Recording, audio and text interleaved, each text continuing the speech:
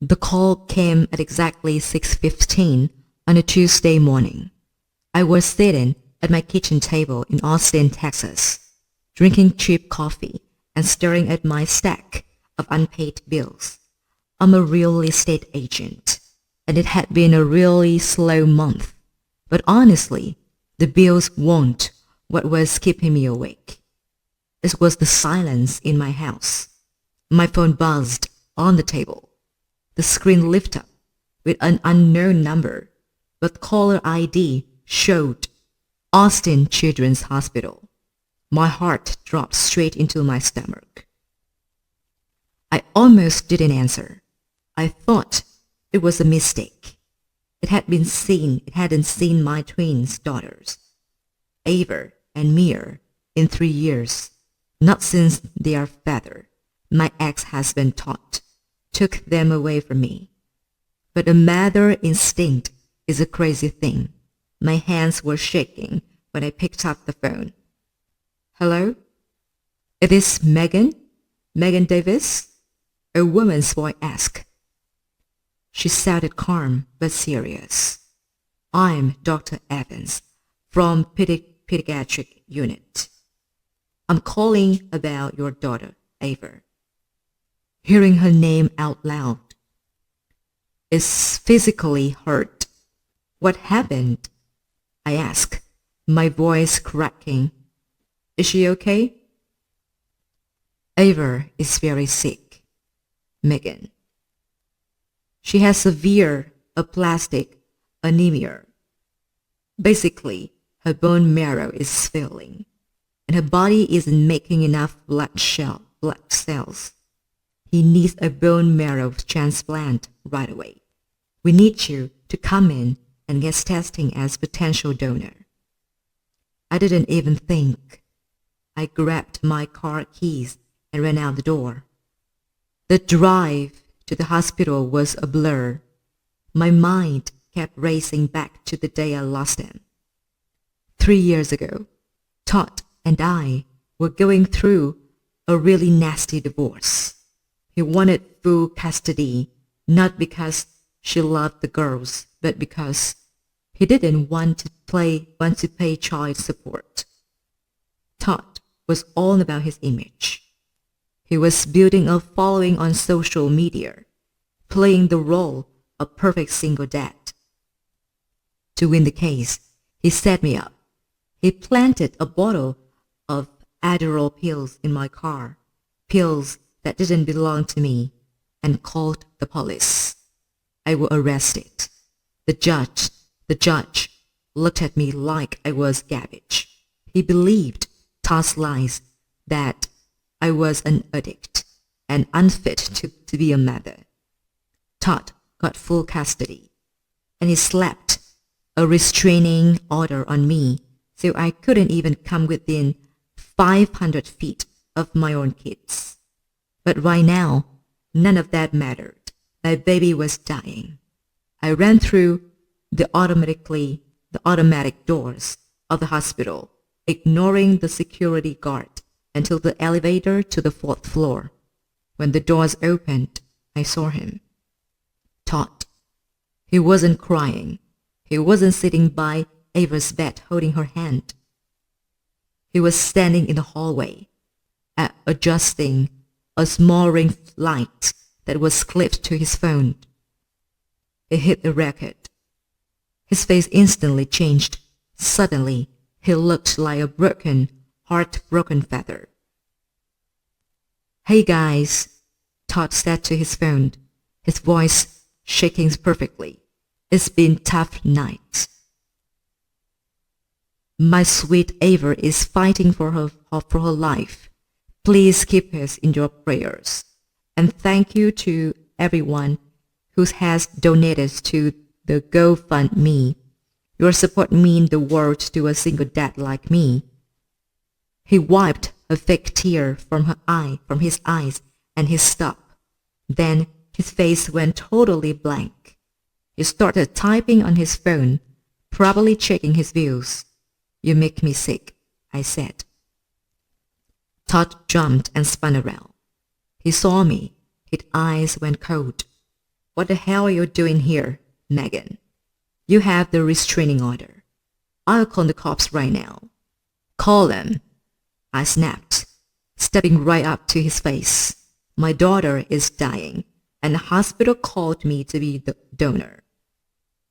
So unless you want to explain to your little internet fans why you let your kid die just to keep her mother away, you're gonna get out of my way. Todd clenched his jaw. Before he could say anything, a doctor stepped out of the room down the hall. It was Dr. Evans. He looked at me, then at Todd. Megan? She asked. I nodded.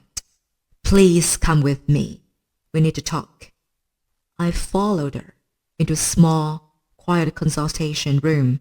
The door clicked shut, blocking out the noise of the hospital. How is she? I asked, wiping my eyes. Can I see her? Soon, Dr. Evans said. She sat down across from me, holding a medical file. She looked uncomfortable. Megan, we ran some rapid blood and DNA tests this morning to find a donor match. We tested Todd. We tested Ava. Okay, I said, leaning forward. Is he a match? Dr. Evans took a deep breath. Megan, the test results show something else. Something very unexpected. Todd is not a match.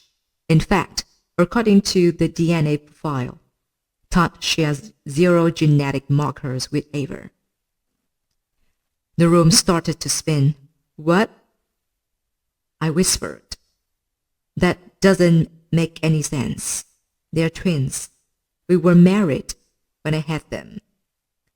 I know this is shocking, Dr. Evans said softly, but the science doesn't lie. Todd is not biological father of Ava, and since they are twins, it is highly likely he isn't mere father either. My mind went completely blank. Todd wasn't the father? How was that even possible? And then a memory hit me like a truck. 11 years ago, Todd and I were separated for a few months. We were fighting constantly, and we almost got a divorce back then. During that time, I went to a bar and ran into Ryan. Ryan was an old boyfriend from high school, a construction worker now. We had a few drinks. I was sad. He was sweet. We spent one night together, just one. A month later, Todd and I got back together. I found out I was pregnant soon after. I'd never, not for one single second, thought the babies were Ryan's. Oh my God, I choked down, covering my mouth. Ryan. Megan, Dr. Evans interrupts gently. Does Todd know? Because his reaction to the test results, it was strange.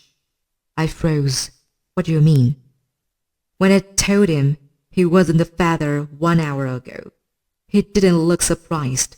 He just asked if this would mess up her insurance. I stood up slowly and walked over to the small window of the door. I looked out into the hallway. Todd was leaning against the wall, drinking a coffee and laughing at something on his phone. He looked up and saw me looking at him through the glass. He didn't look angry. He didn't look shocked. He looked me dead in the eye, and he smirked. A cold shiver ran down my spine. That sick, arrogant smile told me everything I needed to know. Todd didn't just find out today. He knew.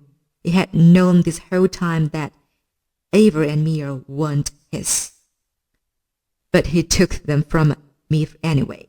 He framed me, destroyed my life, and kept children that weren't even his, all so he could use them to play the perfect dad on the internet and make money. In that moment, The sadness inside me disappeared. It was replaced by something else, a wave of pure, red-hot anger. Todd thought he had won, but he made one huge mistake. He brought me back into the game, and I was going to burn his entire fake life to the ground. I practically ran out of the hospital. My brain was on fire. Everything I thought I knew about my life for the past 11 years were a lie. Todd wasn't the twins' father. Ryan was. Ryan was my high school sweetheart. We had broken up because he wanted to stay in Texas and work construction, and I wanted to go to college. But 11 years ago, when Todd and I were separated and fighting every day, I ran into Ryan at a bar. We were both lonely. We had too much to drink, and we spent one night together. I felt terrible about it the next morning. The Todd and I got back together 1 month later. I buried that night deep in my mind. When I got pregnant with twins, I just assumed they were Todd's. I never told anyone about Ryan, not a soul. But now, my daughter Ava was dying, and Ryan was her only hope. Austin is a booming city, so finding a construct site isn't hard. I knew Ryan owned a small framing company, and a quick search on my phone showed he was working in a commercial building downtown. When I pulled up to the site, dust was flying everywhere. I saw a group of men in hard hats and yellow safety vests, and there he was, Ryan. He was older now, 42, with broader shoulders and a thick beard. He looked strong, real, the exact opposite of Todd. I parked my car and ran past the orange safety cones. Ryan, I screamed over the noise of the power tools. He turned around, his eyes squinting in the bright Texas sun. When he recognized me, he froze. He wiped sweat from his forehead with the back of his hand. "Megan?" he asked, walking over to me. "What are you doing here?" "It's been, a decade?" "Ryan, I'll need your help," I said, my voice shaking. "It's a medical emergency. My daughter, Ava, is in the hospital. She has a severe blood disease, and she needs a bone marrow transplant." Ryan looked confused. "Megan, I'm so sorry to hear that, but why are you coming to me? I don't understand." I took a deep breath. I didn't want to play games. I didn't have time.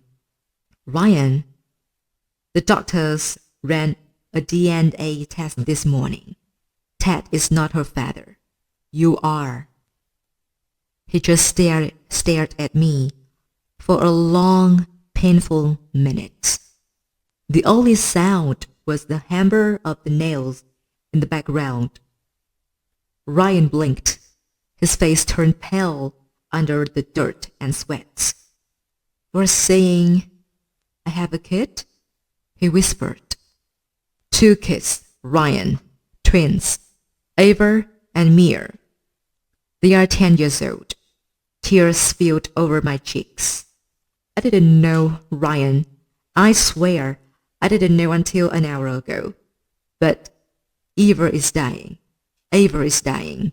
You are her biological father, which means you might be her only match. Please, will you come to the hospital and get tested?" Most men would have run. Most men would have called their lawyer.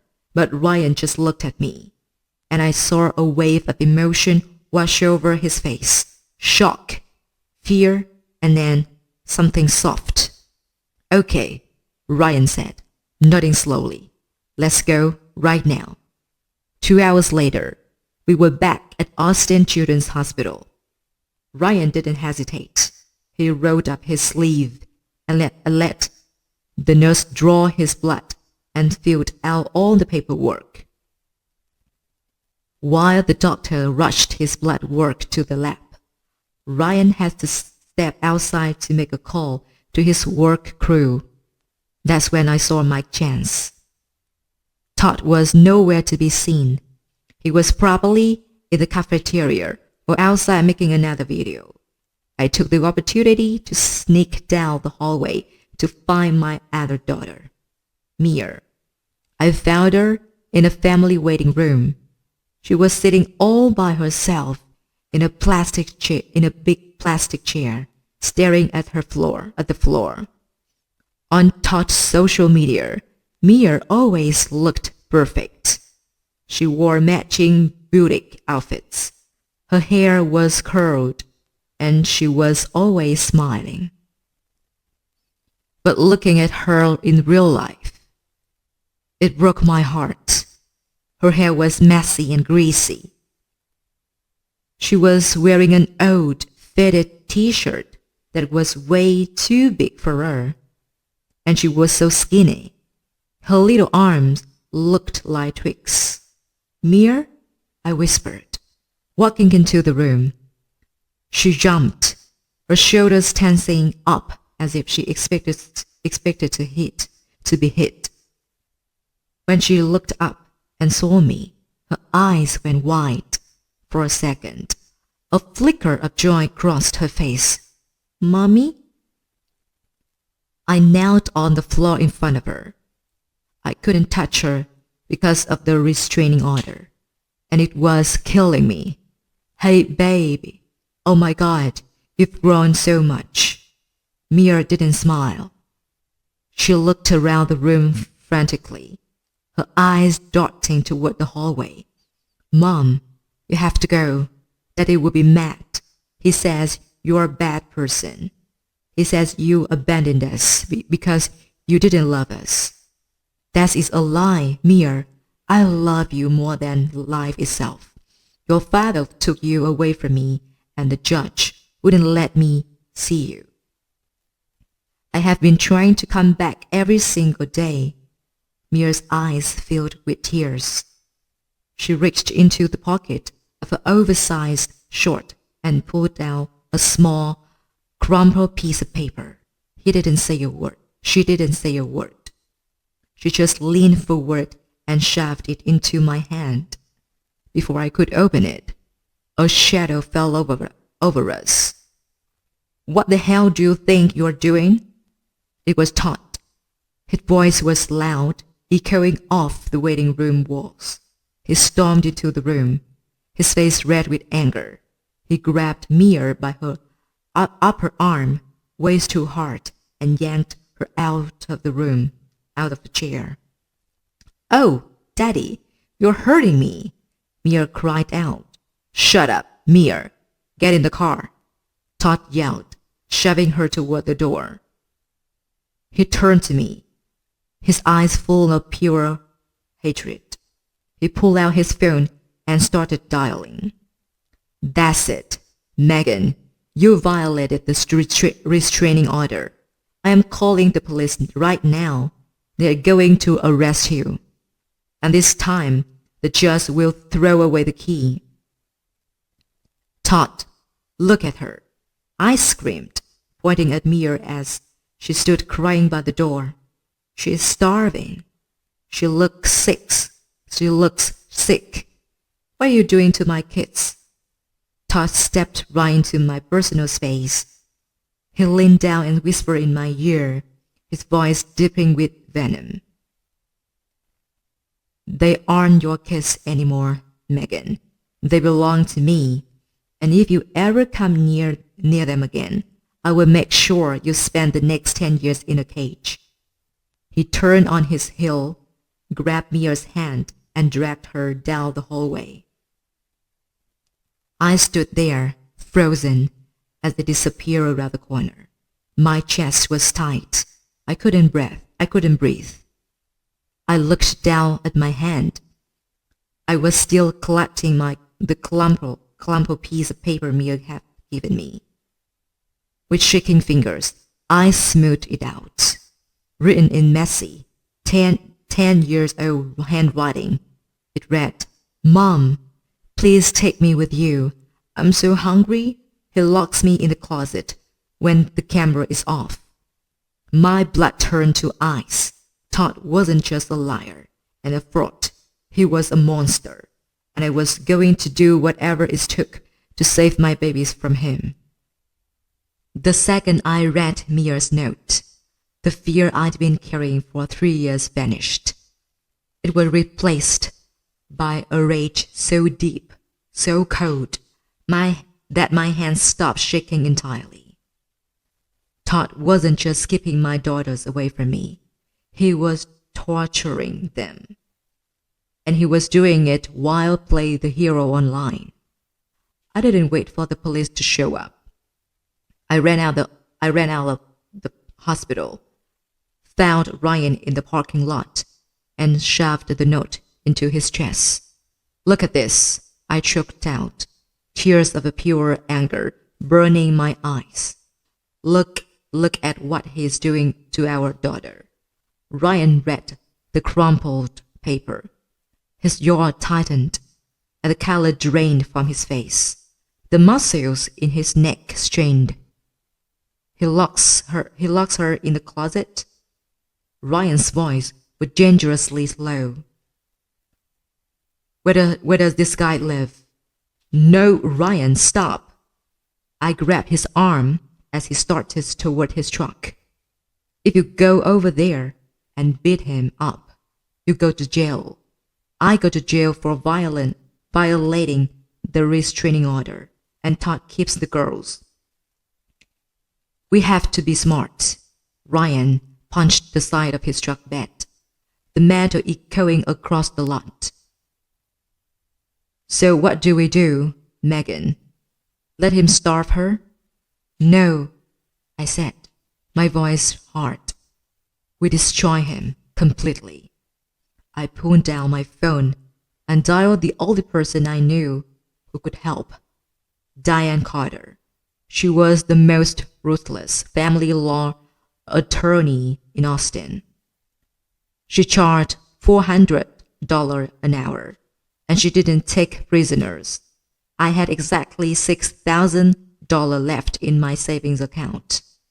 It was everything I had to my name, but I didn't care. "Diane," I said when she answered. "It's Megan Davis. I need to hire you right now. Todd is abusing the twins, and I have proof.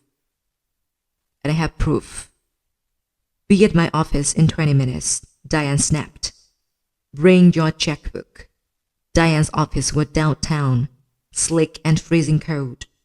She sat behind a massive glass desk, listening as I laid out everything. Ava's leukemia, the DNA test proving Ryan was the father, Mia's note, and the way Todd looked so calm when he found out the girl wasn't his.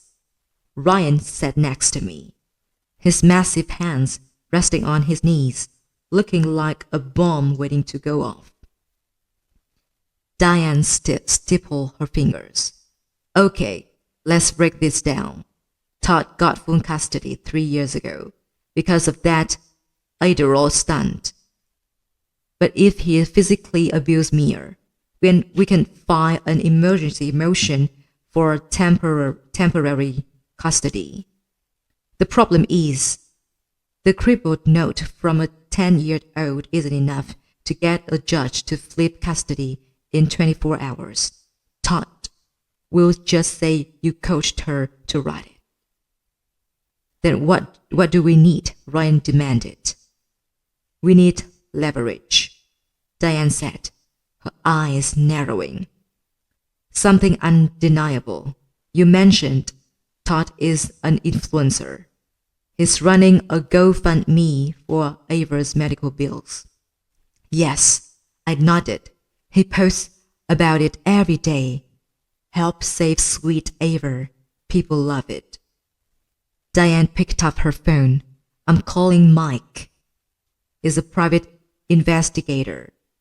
Let's see where that money is actually going. While we waited, my phone buzzed. It was Dr. Evans from the hospital. Megan, she said, her voice full of relief. Ryan is a 100% match. It's incredible. We can proceed with the bone marrow transplant for Ava tomorrow morning. I let out a breath. I didn't know I was holding. Thank God. But Megan, Dr. Evans hesitated.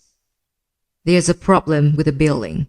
The hospital financial department just flagged Ava's account. Todd hasn't paid a single medical bill since she was admitted 2 weeks ago. I frowned, looking at Diane. I put the phone on speaker. What do you mean? He raised a ton of money online. I know. Dr. Evans sighed. But our records showed that Ava's entire treatment is being covered by Medicaid. The state is paying for everything because Todd claimed he has zero income. Diane's eye lit up like a shark smelling blood. Bingo! She hung up the phone and typed frantically on her keyboard. A minute later, she turned her monitor toward us. It was Todd's GoFundMe page. The total raised was sitting at $542,000. He raised half $500,000 for medical bills he isn't even paying, Diane said, a slow, wicked smile spreading across her face. That's not just lying, Megan. That's wire fraud. That's a federal crime. Just then, the office door opened and Mike, the private investigator, walked in. He was a scruffy guy in a denim jacket, holding a thick manila envelope. Diane, you owe me a big time for this one, Mike said, tossing the envelope onto the glass desk. I dug into Todd's finances. He's moving money fast. What did you find? Ryan asked, standing up. Mike pulled out a stack of bank statements. Your ex-husband has been busy. The GoFundMe cash, he's not keeping it in a regular checking account. He used it to buy a new Tesla in cash last week. And that's not all. He just put a $100,000 down payment on a massive McMansion out in the suburbs. The mortgage is his new girlfriend's name. I felt sick. He's buying houses and cars while my daughter is lying in the hospital bed, dying, and my other daughter is locked in the closet. It gets worse, Mike said. His expression grim. I set an alert on his accounts. 30 minutes ago, Todd initiated a wire transfer. He's moving the remaining $400,000 to an offshore account in the Cayman Islands. Diane cursed under her breath. He's cashing out. And there's one more thing, Mike added, pulling out the printout of airline itinerary. Todd just booked 2 one-way tickets to Florida for tomorrow morning. One for him, one for Mir. My heart stopped. He's taking her? Todd knew the DNA test was going to blow his cover. He knew Ryan was the father. And he probably guessed I was coming for him. So he was abandoning Ava at the hospital, taking Healthy's twin, and running away with $500,000.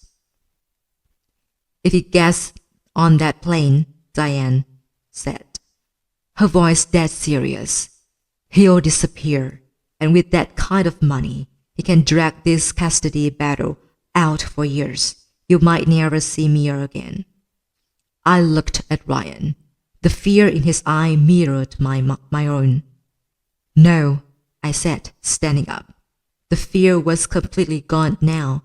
He's not taking my daughter anywhere. Diane, call Child Protective Services. Call the police. Call the FBI if you have to. Diane grabbed her phone. What are you going to do? I looked at Ryan, who was already heading for the door. We are going to his house tonight. The night air in Austin was thick and humid. The clock on Ryan's dashboard glowed 11:42 p.m. as we sped toward the suburb. My stomach was tied in a knot, so tight I thought I was going to be sick. Todd lived in a brand new cookie-cutter McMansion in a gated community. The kind of place with perfectly manicured lawn and zero personality, just like him. You ready for this? Ryan asked, his voice low and tight. His hand gripped the steering wheel so hard his knuckles were white. I've been ready for 3 years, I said, staring out the window. Diane has moved mountains in the last 4 hours. She didn't just call the local cops. She called her contacts at the FBI field office in Austin. The second she mentioned $500,000 in wire fraud across the state lines, the feds were interested. But the real urgency was Mia. Child Protective Services, CPS, had insured an emergency wellness check based on the medical neglect and Mia's note. We pulled up to the gate of Todd's neighborhood just as two unmarked police SUVs and a CPS van arrived. A tall, serious-looking detective with a badge clipped to his belt walked over to our truck. Megan Davis? He asked. Yes, I said, rolling down the window. I'm Detective Miller. Diane Carter briefed us. We're going in to do a welfare check on the mirror. On the minor, Mia Davis. We also have a federal hold on Mr. Davis' accounts. We need to stay in the vehicle until we secure the scene. If he has a weapon, this could get ugly fast.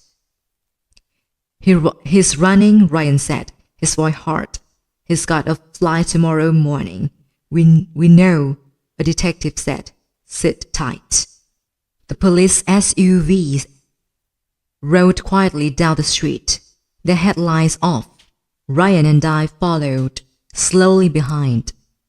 When we turned to the corner onto Todd's street, my heart stopped. Todd's brand new, gleaming white Tesla was parked in the driveway. The trunk popped open. Todd was standing by the car, furiously shoving designer luggage into the back. He was wearing a fitted polo shirt and expensive jeans, but what made the blood freeze in my veins was what was happening next to him. Mia was standing barefoot on the cold concrete. She was wearing the same oversized t-shirt from the hospital. She was struggling to carry a heavy leather duffel bag that was almost as big as she was. Hurry up, you little brat, Todd hissed, snatching the bag from her hands and throwing it into the trunk. We have to be at the airport in 3 hours. Stop crying. Mia flinched, wrapping her thin arms around herself, tears streaming silently down her face. I couldn't stay in the truck. The detective's warnings completely left my mind. I threw open the door and sprinted across the lawn. Get your hands off my daughter," I screamed. Todd spun around, dropping a suitcase. His eyes went wide when he saw me, then darted to the flashing red and blue lights as the police SUVs suddenly flipped on their sirens on, illuminating the entire street. "What the hell is this?" Todd yelled, taking a step backward. Officers swarmed the driveway. "Todd Davis, keep your hands where I can see them," Detective Miller shouted, pulling his weapon halfway out of his holster. Todd instantly threw his hands up, but his face twisted into a familiar, arrogant smirk I hated so much. He immediately slipped into his online persona, the victim. "Officers, thank God you're here," Todd cried down, his voice cracking perfectly. "My ex-wife is crazy. She has a restraining order. She's stalking me and my daughter. Please get her away from us." He reached out to grab Mia's arm and pull her behind him like a protective feather. But Ryan's were faster. Ryan stepped out of the shadows, crossed the driveway in 3 long strides, and shoved Todd backward against the side of the Tesla. It wasn't a punch, but a sheer force of Ryan's massive frame sent Todd crashing against the expensive car. "Don't you ever touch her again," Ryan growled, standing between Todd and Mia like a brick wall. "Assault!" Todd screamed, pointing at Ryan. "Arrest him! Arrest both of them!" Detective Miller ignored him. He nodded to a woman in blue windbreaker, the CPS worker. She walked quickly over to Mia, who was shaking violently behind Ryan's legs. "Hi, Mia," the CPS worker said softly, kneeling down. "My name is Sarah. Are you okay, sweetie?" Mia didn't say anything. She just stared at Todd, terrified. "Mia, look at me," I said, my voice breaking. I'd dropped to my knees a few feet away, respecting the boundary the police had set. "You don't have to be afraid anymore. He can't hurt you."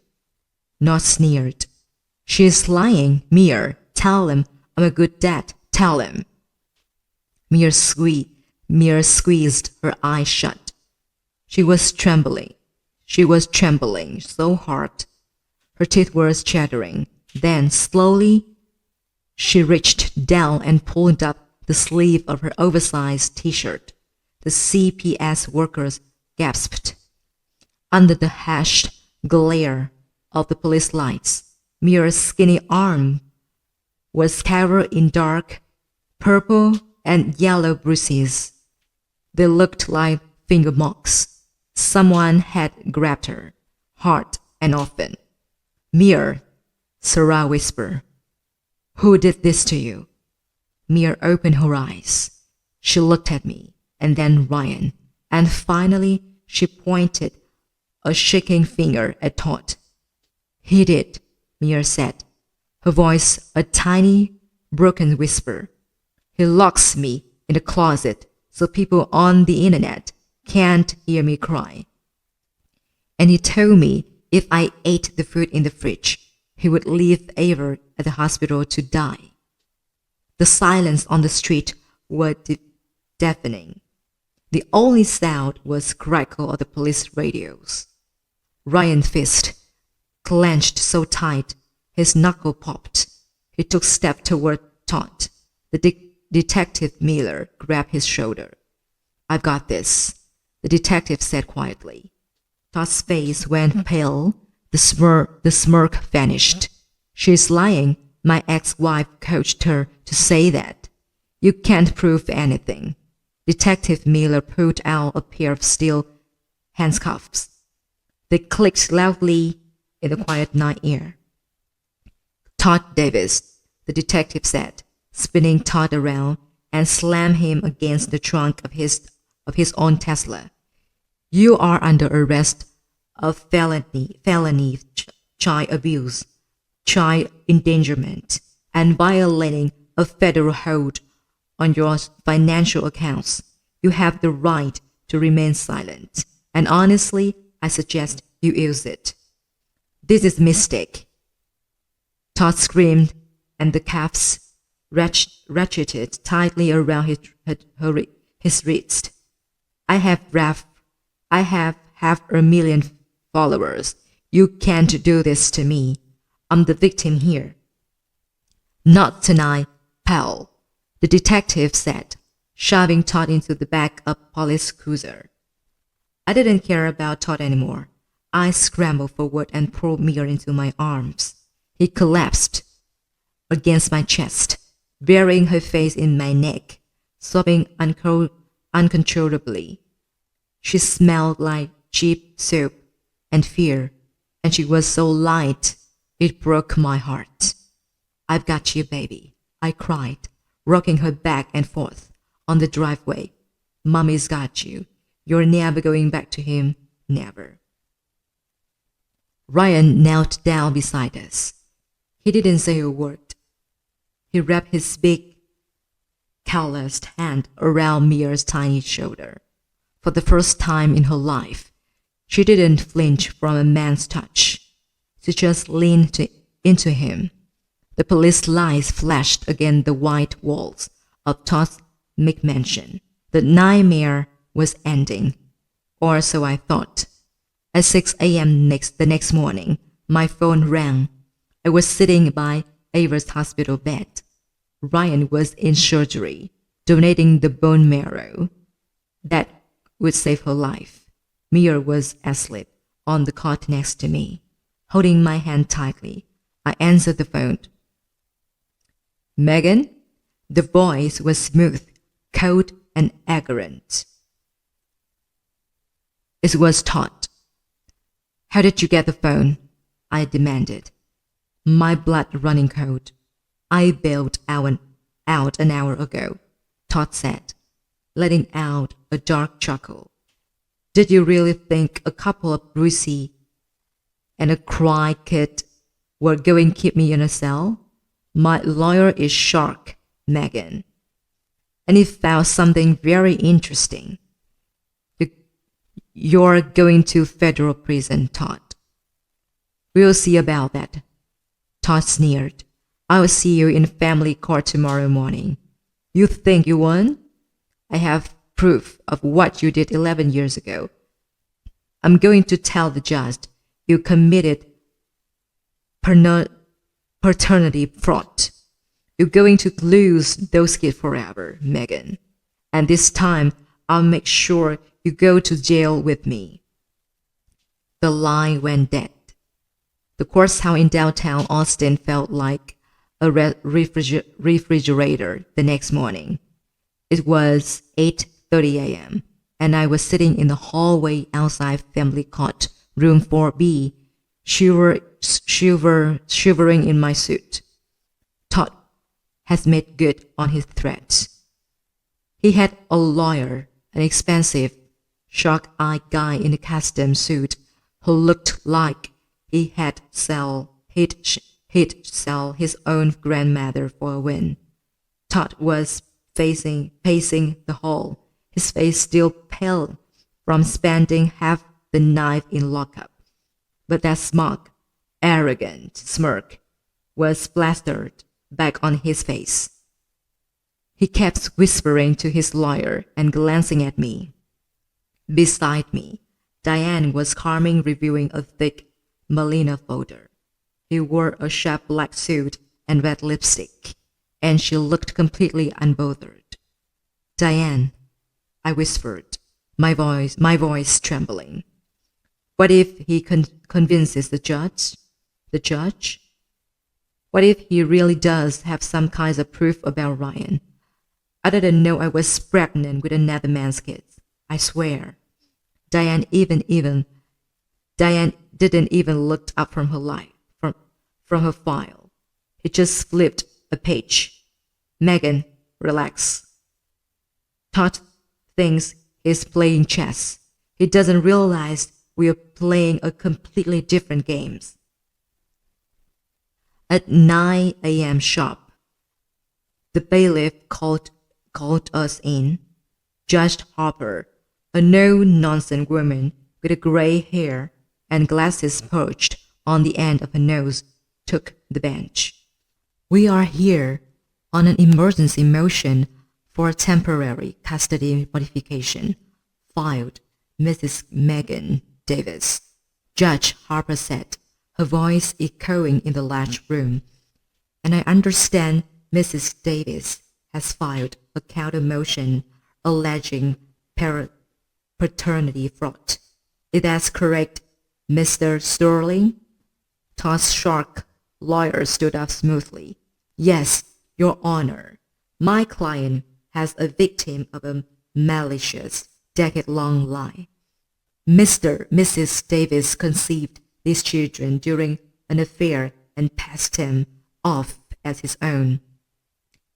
She's using the current medical crisis to steal custody and smear his good name online. We request full permanent custody remain with Mr. Davis.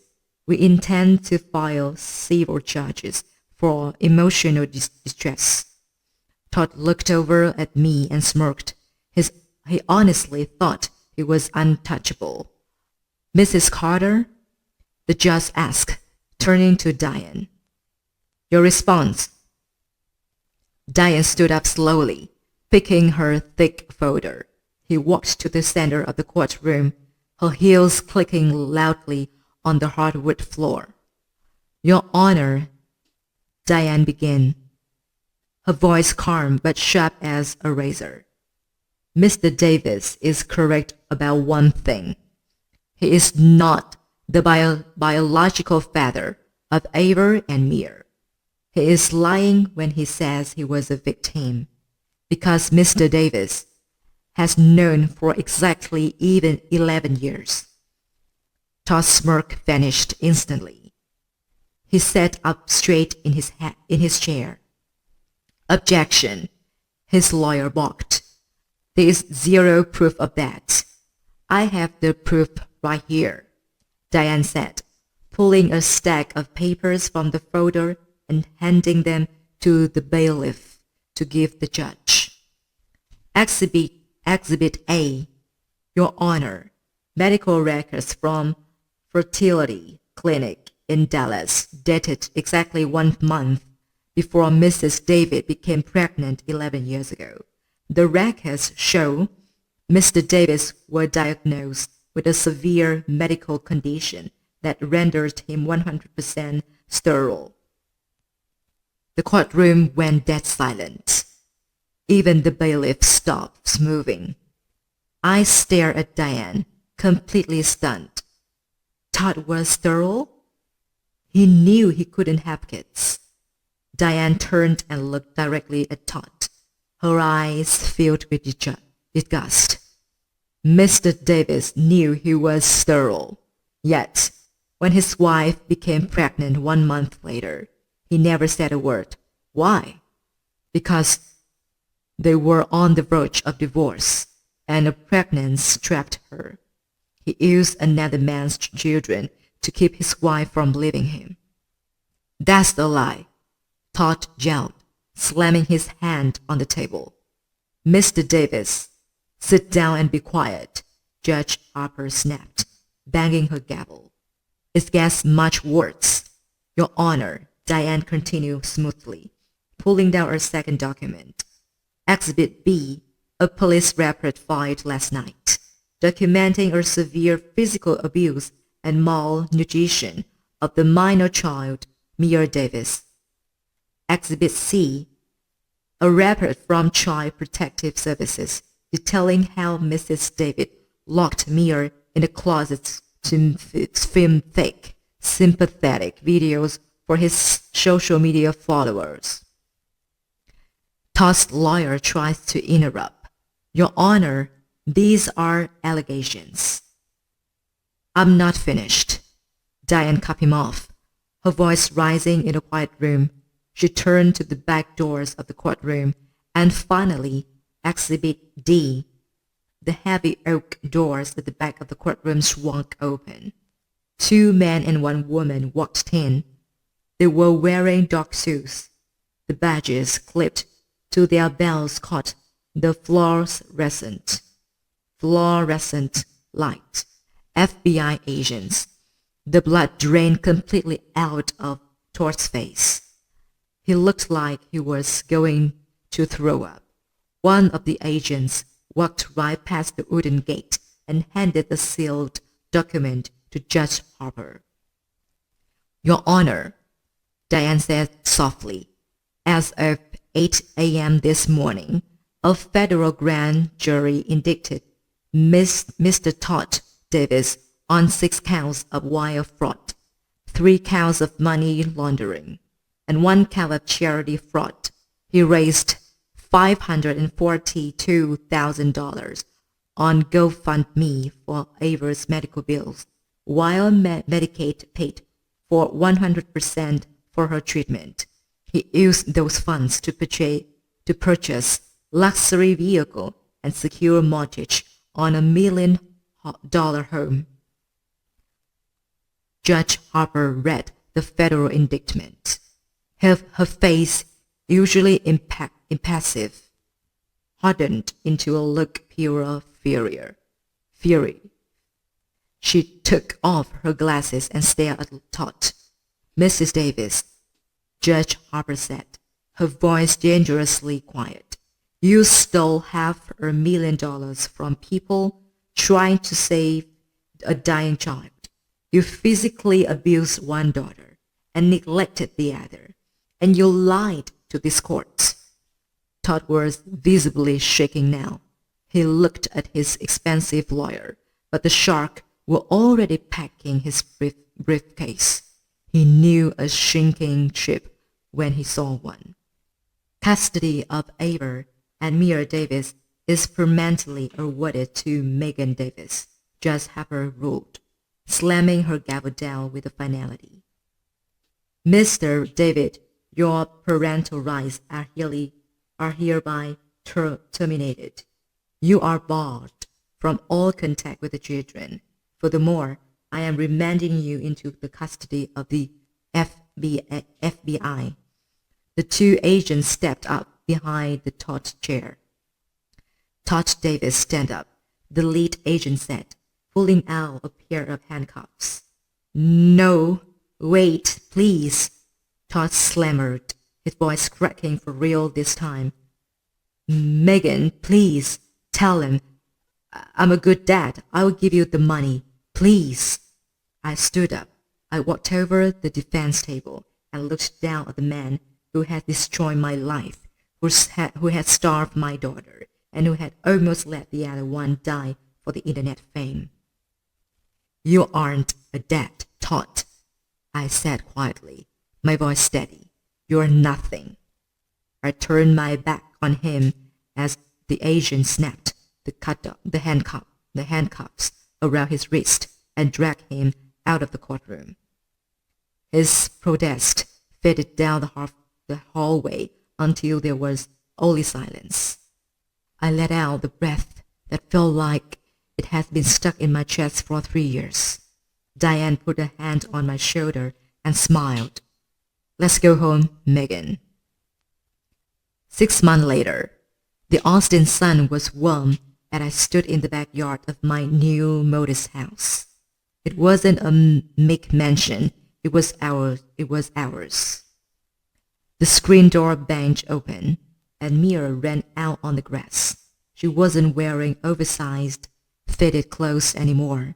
She was wearing bright pink shorts and a t-shirt, and her cheeks were full and rosy. She was laughing, chasing the golden retriever puppy we had adopted 1 month ago. Mia, don't let him dig the flower beds, a voice called loud from the patio. I turned and smiled. Ryan was standing by the grill flipping burgers. He was wearing an apron over his work clothes, a huge grin on his face. The bone marrow transplant had been a complete success. Ava was sitting at the patio table, coloring a picture. She was still a little thin, and her hair was just starting to grow back in short curls. But the doctor said he was in full remission.